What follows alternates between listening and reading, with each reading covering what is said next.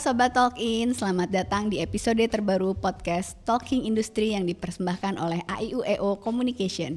Di sini kita membahas tren, tantangan, dan transformasi dalam dunia industri yang terus berkembang.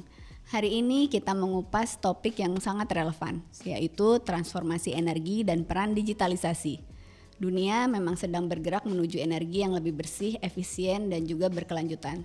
Tapi bagaimana peran digitalisasi dalam mengakselerasi transformasi ini?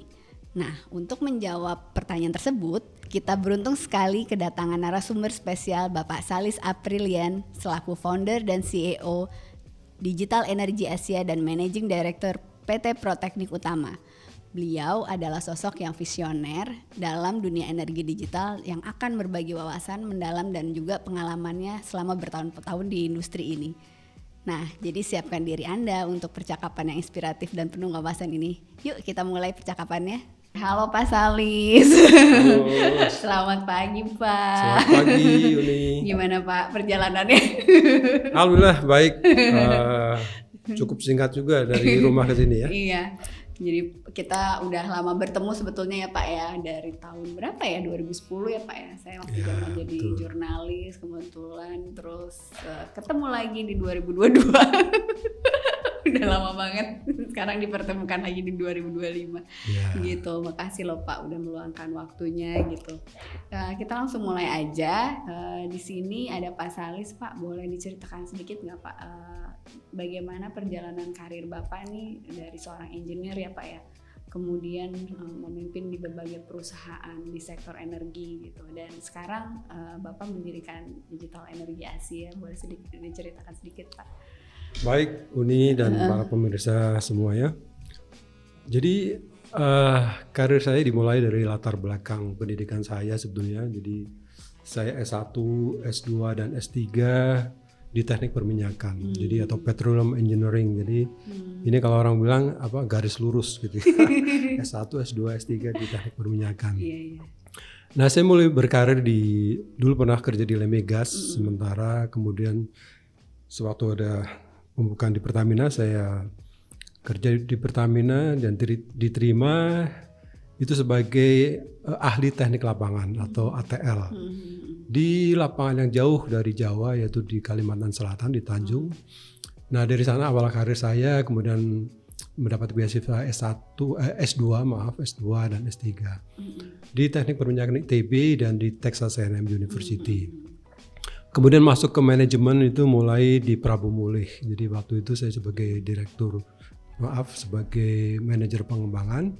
Kemudian masuk ke level direktur, saya pernah menjadi presiden direktur atau direktur utama di Pertamina EP Cepu, kemudian Pertamina EP dan Pertamina Hulu Energi atau PHE. Dan juga yang terakhir, sebelum saya pensiun, saya pernah menjadi presiden atau CEO di PT Badak LNG. Jadi panjang karir dari hulu, midstream sampai ke downstream. Karena selain semuanya itu dijajakin. Ya, selain itu juga saya pernah menjadi senior vice president di hulu maupun di Direktorat Gas and Power pada saat itu. Jadi itu secara singkat perjalanan karir saya di Pertamina. Lalu gimana tuh Pak dari Pertamina yang sudah dikelola dulu ya, sempat dari berbagai bidang, kemudian mendirikan Digital Energy Asia gitu Pak? Iya, jadi saya melihat masa depan energi itu ada 3D kalau kita diskusi di literatur maupun di berbagai simposium, bahwa 3D itu adalah decarbonization atau dekarbonisasi, kemudian desentralisasi dan digitalisasi. Nah, digitalisasi ini sangat memegang peranan penting di 2D lainnya, yaitu dekarbonisasi dan desentralisasi. Sehingga saya ingin fokus di digitalisasi. Nah, kenapa bidang energi? Karena separuh hidup saya itu ada di sana. Jadi saya merasa punya pengalaman di sana, sehingga mengambil teknologi digitalisasi ini di dalam aplikasi untuk sektor energi. Dan saya melihat kawasan Asia itu sangat dinamis dan sangat berkembang pesat, sehingga saya menambahkan perusahaan Digital Energy Asia gitu. Jadi itu merupakan rangkaian visi saya sebetulnya di dalam mengembangkan perusahaan ini. Gitu. Lalu bagaimana nih Bapak melihat peranan teknologi digital saat ini dalam mengatasi tantangan di sektor energi itu? Iya, seperti tadi saya katakan bahwa teknologi digital ini adalah tools, hanya alat gitu ya. Sedangkan medianya atau subjek yang atau objek yang harus kita garap ke depan adalah tentang energi itu terkait dekarbonisasi dan desentralisasi. Nah, ini membuat tantangan tersendiri di dalam perkembangannya, karena perkembangan teknologi digitalisasi itu sebetulnya di migas atau di oil and gas itu sejak saya kuliah pun sudah berkembang teknologi ini, yaitu dengan berkembangnya komputer generasi pertama, sehingga pada saat 80-an, tahun 80-an kami sudah melakukan kayak simulasikan suatu reservoir, suatu geologi itu dengan simulasi reservoir yang di situ sudah menerapkan prinsip digitalisasi sebelumnya.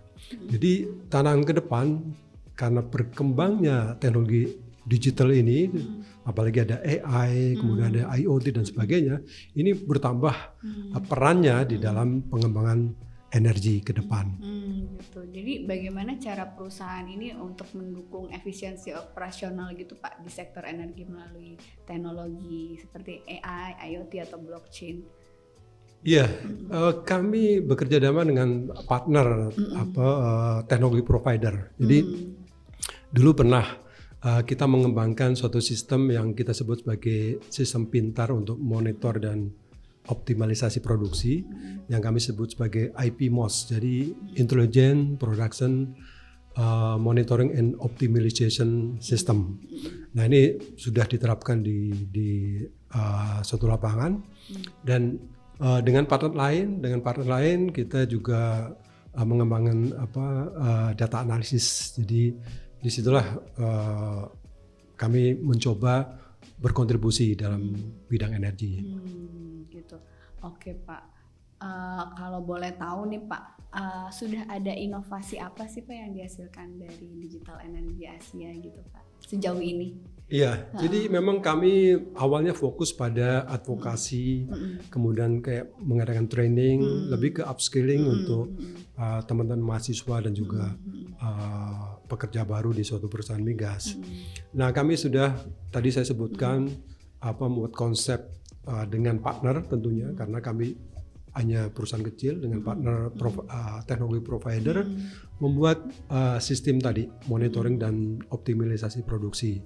Kemudian membuat konsep bagaimana suatu data terintegrasi kemudian masuk ke database, kemudian menjadi informasi yang penting dalam big data analitik. Kami waktu itu sudah membuat namanya konsep Dia Genesis. Jadi dia dari kata Digital Indonesia. Genesis adalah suatu singkatan analisis untuk data, generating data dari dan analisis untuk data produksi gitu. Oh gitu Pak. Ya. Lalu kalau ini kan berarti kan Digital Energy Asia ini kan termasuk startup ya Pak ya? Gitu. Kurang lebih seperti itu. Berarti gimana tuh Pak tantangan terbesarnya membawa startup energi ini ke pasar nih gitu, dan apalagi goalsnya Asia nih misalnya. Betul. Itu gimana jadi, tuh Pak? Ya tantangannya pertama waktu saya mendirikan ini tentunya yang tadinya saya adalah pekerja di mana saya dapat gaji ya, tentunya dengan membentuk perusahaan kita harus menggaji orang. Ini terasa sekali bagaimana tantangan itu, sehingga kita perlu inovasi bagaimana perusahaan ini menjadi berbeda dengan perusahaan lain. Dan di sini juga ada tantangan terberatnya adalah bagaimana pasar mengetahui perusahaan kita. Jadi saya awalnya adalah sering menyelenggarakan kayak seminar dan kolaborasi dengan organisasi profesi, kemudian membuat ya semacam pengenalan terhadap calon-calon klien calon-calon yang ingin menggunakan jasa kami. Nah, disitulah kami awalnya adalah membuat seperti in-house training, kemudian bekerja sama dengan teknologi providers, kemudian waktu itu ada COVID ya, jadi kita melakukan online simposium gitu, online seperti ya mengajar dengan online. Mungkin nanti banyak di YouTube Anda bisa cari itu jejaknya di situ. Digital Energy Asia membuat online atau wawancara online dengan tokoh-tokoh energi gitu. Gitu. Kalau kita lihat nih Pak, masa depan energi digital dan juga transisi energi nih, gimana sih Bapak ngelihat tren dari digitalisasi di sektor energi ini? Mungkin 5-10 tahun ke depan yang Bapak lihat seperti apa ya Pak? Ya, di awal tadi saya katakan bahwa tren energi ke depan adalah ada 3D ya tadi ya. Jadi dekarbonisasi, desentralisasi, dan digitalisasi. Nah, tren ini juga terjadi di mana-mana, sebenarnya bukan hanya di sektor energi, tapi di berbagai bidang.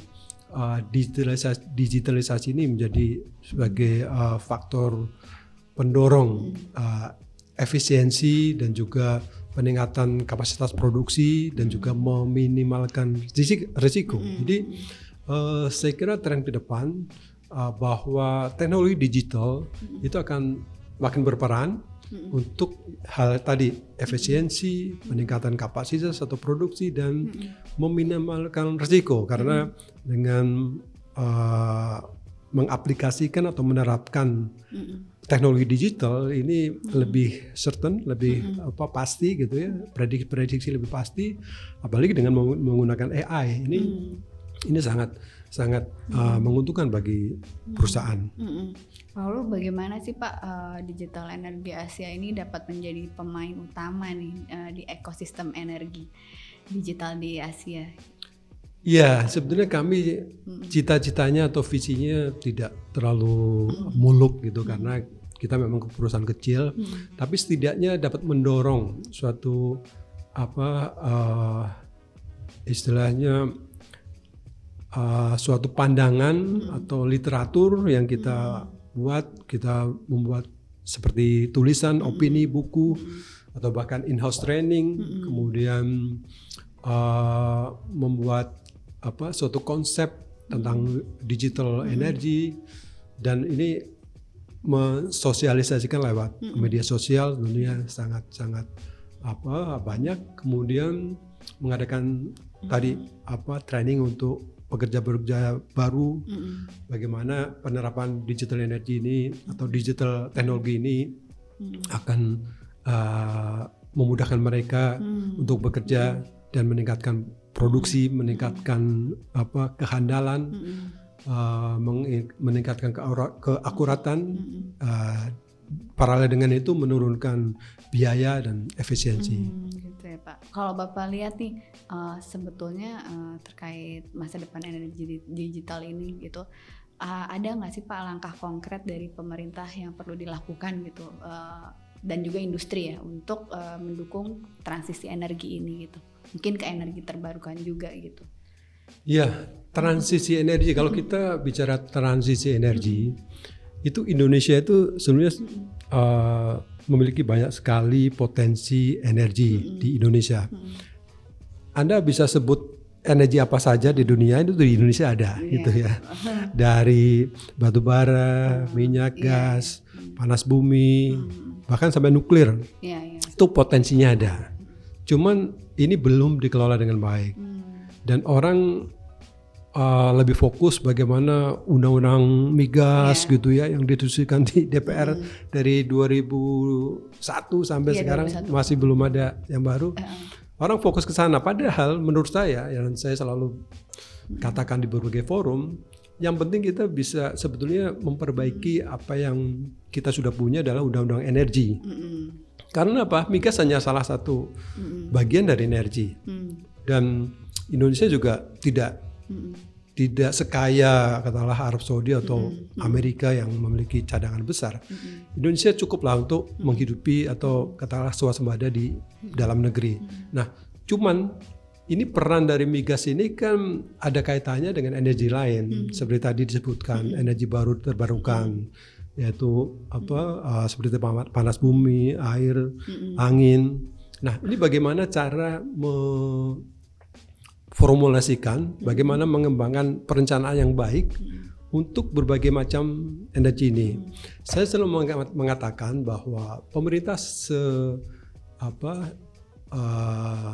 sebaiknya itu fokus pada undang energi adalah bagaimana potensi energi di daerah itu bisa dikembangkan sesuai dengan kebutuhan di daerah itu. Makanya ini tren ke depan adalah salah satu desentralisasi, yaitu energi akan terdesentralisasi, akan menjadi pusat-pusat kegiatan di daerah-daerah.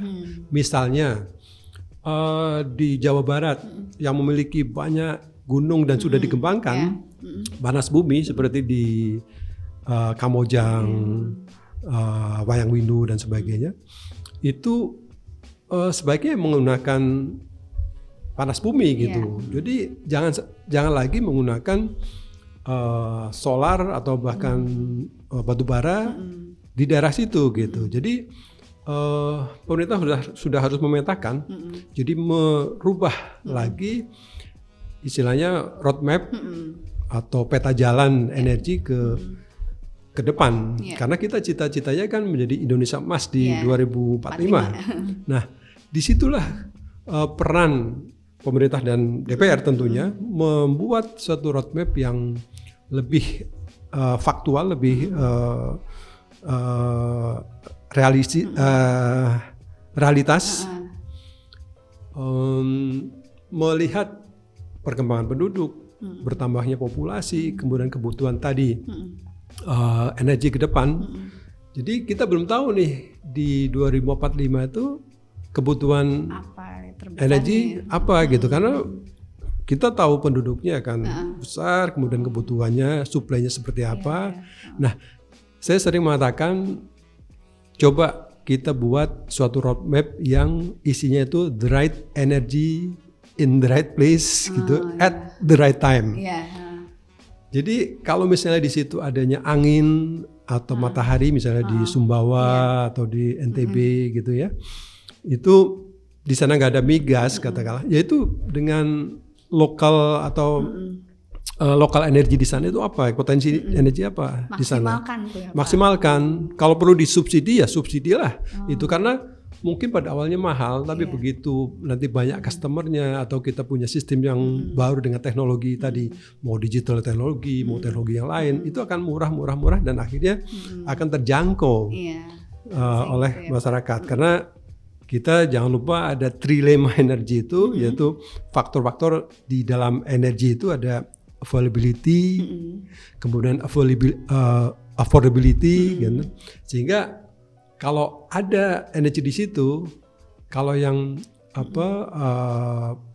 energinya dapat terjangkau oleh masyarakat itu, maka akan digunakan oleh ini secara terus-menerus gitu ya. Nah, ini saya kira peran pemerintah di situ dalam mengembangkan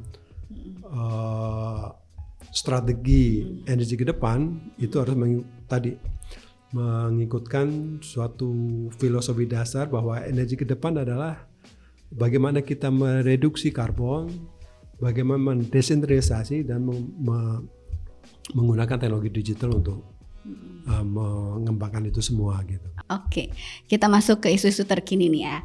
Jadi gini nih Pak, Indonesia berencana menambah kapasitas pembangkit listrik sebesar 71 gigawatt dalam dekade mendatang. Ini seperti yang saya baca di Reuters, dengan 70% diantaranya berasal dari sumber energi terbarukan. Nah, menurut Bapak bagaimana peran digitalisasi dalam memastikan integrasi dan efisiensi sumber energi terbarukan ini ke dalam jaringan listrik nasional?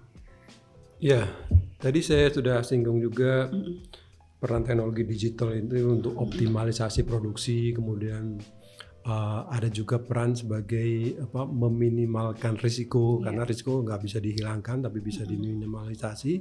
Nah, disitulah peran teknologi digital, selain mengintegrasikan beberapa sumber energi yang masuk ke dalam jaringan, juga dia bisa mengoptimalkan supply demand di situ. Jadi kapan suatu daerah kekurangan katakanlah kebutuhan listriknya besar, kemudian nanti disuplai dari mana, itu bisa memakai digital teknologi yang dari berbagai sumber. Nah, itulah kenapa tadi di segmen sebelumnya saya bilang Indonesia harus mengadop atau membuat suatu tagline yang saya selalu sebut di berbagai forum, yaitu the right energy, the right place at the right time. Karena kalau kita time-nya juga tidak pas, momennya tidak pas, itu kita bisa jadi mahal energi itu. Nah, dengan begitu kalau tadi ambisinya adalah 70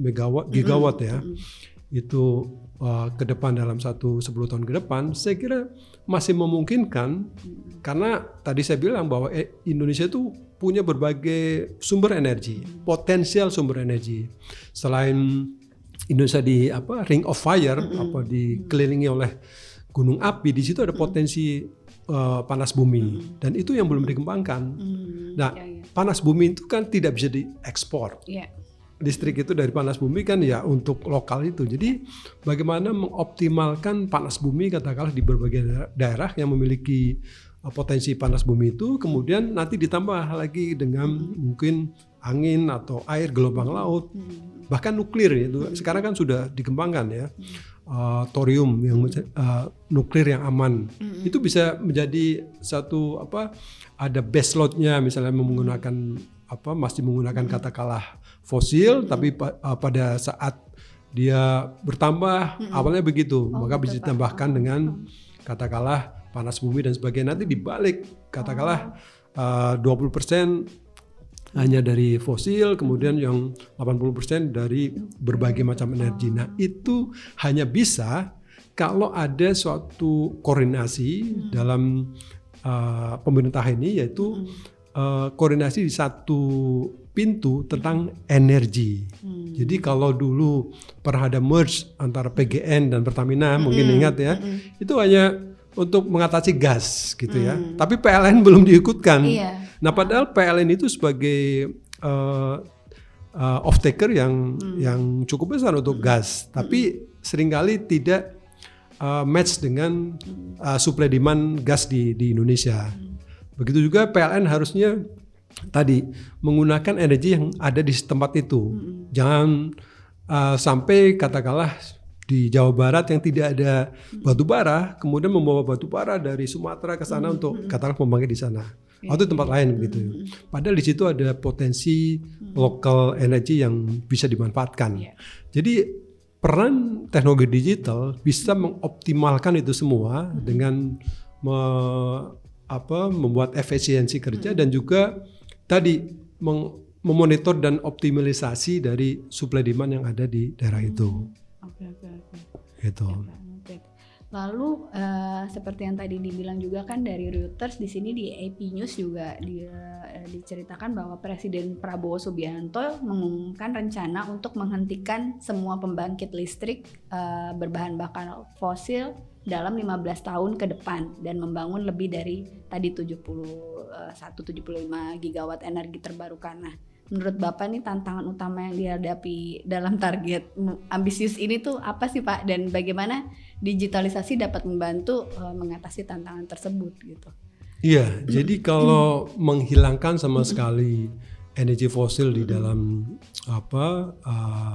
sektor tenaga listrik itu mungkin harus bertahap ya, karena saya juga melihat bahwa hilirisasi untuk migas ini, minyak dan gas itu sangat nanti berperan dalam baik untuk ekspor maupun domestik. Katakanlah ada pengembangan petrokimia yang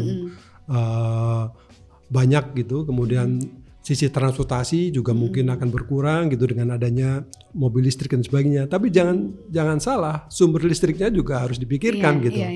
Memakai mobil listrik, kereta listrik atau bis listrik itu bagus. Tapi di sisi lain sumbernya dari mana? Nah, saya kira sumber listrik ini bisa dari berbagai energi dan energi baru dan terbarukan. Katakanlah tadi saya sebut geothermal. Mungkin ada nuklir yang aman atau matahari dan angin atau gelombang laut yang bisa ditransfer dengan kabel katakanlah ke suatu tempat di mana itu sebagai sumber. Nah, tantangannya adalah untuk atau bahkan support dari teknologi digital tadi mengoptimalkan itu semua dan mengkoneksikan. Jadi kekuatan dari teknologi digital adalah connectivity.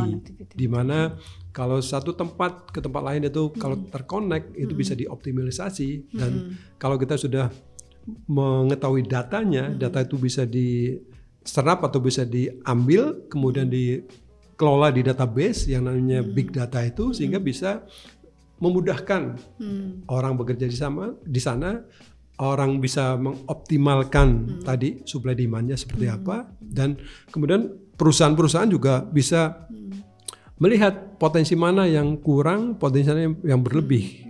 Itu bisa memakai teknologi digital. Oke. Kalau untuk teknologi digital kan Pertamina di sini sudah mengimplementasikan nih Pak ya, untuk digitalisasi di seluruh lini bisnisnya melalui Pertamina Digital Hub untuk memperkuat ketahanan energi dan juga efisiensi dari operasional mereka. Nah, bagaimana perusahaan energi lain bisa mencontoh langkah ini nih menurut Bapak, dan apa manfaat utama yang diperoleh dari transformasi digital serupa? Gitu. Iya, jadi Pertamina juga mengawali ini dengan mindset top down. Karena kalau bottom up atau inisiasi dari bawah itu agak susah. Tapi begitu level katakanlah direksi, level komisaris dan sebagainya concern terhadap teknologi ini, maka ini cepat sekali bisa dilakukan. Nah, awalnya yang saya melihat adalah suatu yang sistem yang sudah bagus di upstream, yaitu di waktu itu di area ex Chevron di Blok Rokan. Di sana mereka sudah mengembangkan dari awal, itu bahkan dari tahun mungkin 90-an sudah mulai mengembangkan satu persatu digitalisasi sistem di sana. Nah, kemudian mereka sebut sebagai waktu itu IODAC kalau nggak salah ya, Integrated Operation Data Center semacam itu ya. Sehingga sekarang menular ke yang bagian hilir itu mungkin lebih kasat mata ya, lebih mudah bagaimana mengoptimalkan SPBU supply demand di sana bisa lebih optimum gitu, sehingga kita tahu SPBU mana yang kosong, SPBU mana yang sedang ada pertamaxnya dan sebagainya kurang, sehingga orang bisa menggunakan itu lebih optimal. Kemudian di kilang juga sebagian sudah seperti memasang sensor-sensor yang kemudian bisa dimonitor dari kantor saja, tidak perlu orang datang ke sana gitu. Itu juga bagian dari teknologi digital yang dikembangkan dari hulu ke hilir. Nah, perusahaan lain dapat meniru itu, saya kira dengan mindset yang mirip, artinya harus dari atas, harus dari top level atau dari manajemen untuk bisa menerapkan itu. Bahkan ada satu perusahaan yang harus yang men-set up ada direktur khusus untuk data management seperti itu ya. Sehingga itu akan bisa berkembang dengan baik.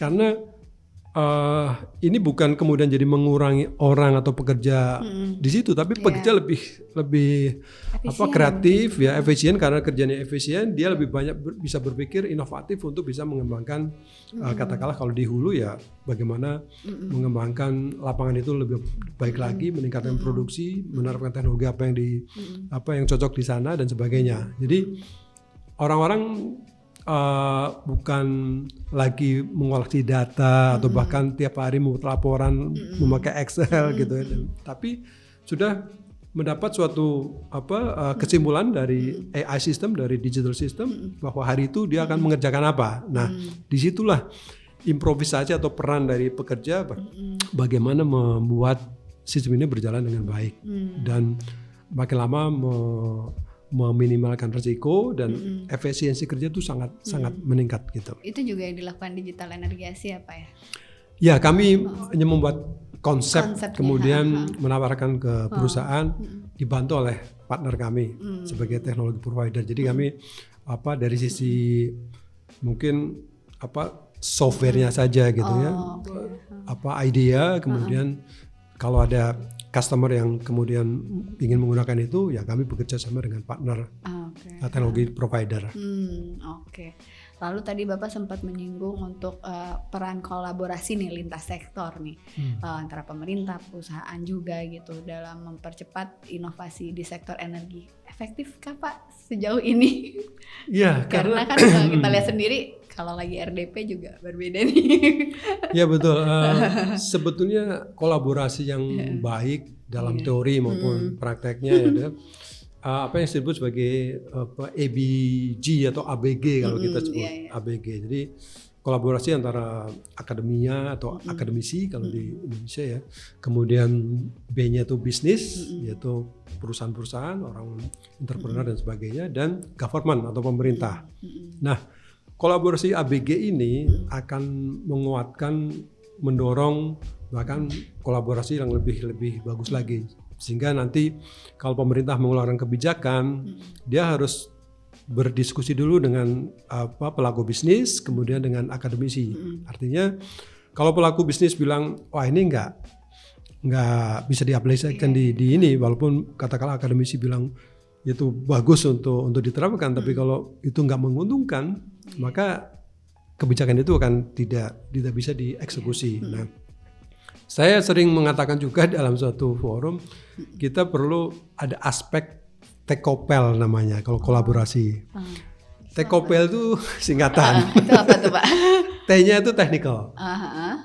Technical, jadi suatu project kalau kita eksekusi, itu secara teknikal masuk nggak gitu ya. Nah biasanya itu peran dari akademisi maupun ini mau buat riset dan sebagainya. Kemudian ada E, itu economical. Jadi ekonomis nggak? Kalau teknologi ini dipakai ternyata nggak ekonomis ya nanti dulu gitu sebagai second priority atau third priority. Nah kemudian C ya, TECO ya. C-nya itu komersial. Dia komersial nggak? Kalau teknologinya oke, kemudian tekniknya oke, bisa diterapkan ekonomis tapi nggak komersial, ya nanti dulu. Gitu. Kemudian TECO, O-nya itu organizational. Ada nggak orang yang bisa mengerjakan itu? Organisasi, maksudnya sekumpulan orang yang kemudian diberi tugas untuk mengerjakan itu. Kalau ada, ya itu bisa jalan. Tapi ada teknikalnya oke, ekonomikalnya oke, komersialnya oke. Kemudian O-nya organisasinya oke, tapi ada lagi TECOPEL. P-nya itu political. Politikalnya itu ya. Jadi ini secara politis, iya nggak? Jangan-jangan kita kalau menerapkan teknologi dari luar nanti ya kurang didukung oleh secara politis dan sebagainya. Kemudian TECOPEL, E-nya environmental, jadi lingkungan. Ini mengganggu lingkungan nggak gitu. Kemudian yang terakhir L itu legal. Semuanya udah, tapi kalau legalnya bermasalah atau katakanlah ya ada masalah legal, maka itu nggak bisa dieksekusi. Itu jadi kolaborasi itu ABG, tapi melihat ada beberapa aspek itu adalah TECOPEL. Menarik banget banyak nih Pak. singkatannya. Mudah-mudahan nggak bingung. Nggak kok Pak. Satu pertanyaan lagi nih Pak, dari peran Bapak yang pernah Bapak jalani ini gitu. Ada nggak Pak pesan yang ingin Bapak sampaikan ke generasi muda yang ingin terjun ke industri energi ini gitu? Dan juga bagaimana Digital Energy Asia ini juga mendukung para talenta muda nih seperti kami untuk terjun ke sektor energi gitu. Ya, saya tadi bilang mungkin di awal ya bahwa masalah ke depan manusia kita semua itu adalah makin lama makin sedikit, makin langka adalah, makanya orang bilang view dalam bahasa Indonesia itu sedikit. Tetapi view itu dari singkatan. F-nya itu food ya, makanan. I-nya itu atau E-nya itu energi. Dan W itu water. Gitu. Jadi kalau masalah manusia ke depan adalah food, energy dan water. Nah, sebagai generasi muda, kalau berperan di tiga itu itu saya sangat mendukung. Nah, apalagi di bidang energi, di mana energi itu adalah kebutuhan manusia, di mana kita bisa hidup untuk ke depan.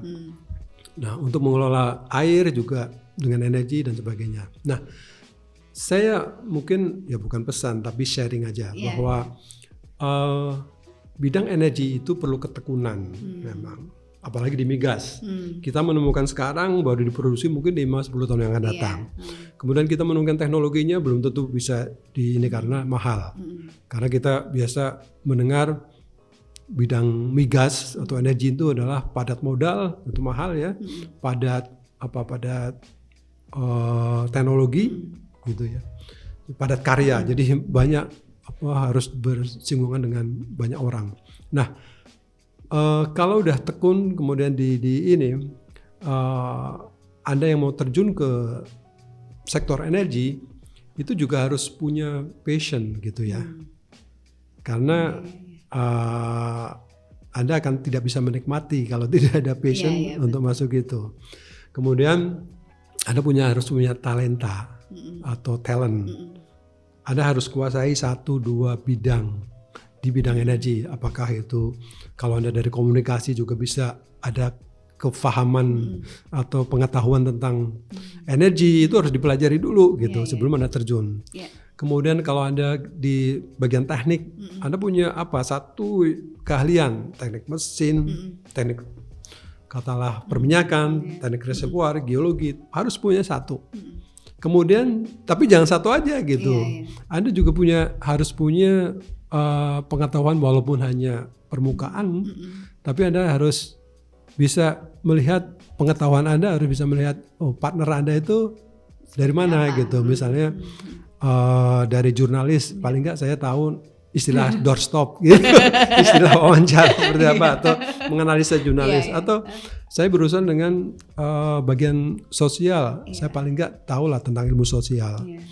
Walaupun saya punya keahlian adalah di bidang reservoir seperti itu. Nah, yang saya ingin sampaikan di sini, barangkali kita semua nih harus selalu tiap hari harus selalu lebih baik dari yang kemarin kita lakukan.